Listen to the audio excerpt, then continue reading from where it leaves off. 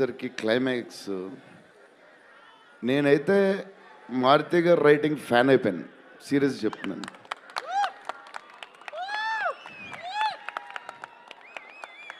అది క్లైమాక్స్ అంటే మీరు చెప్పాలి బాగుందని అన్నీ ఓకే అన్నీ తర్వాత, బట్ నా ఫీలింగ్ నేను చెప్తున్నాను.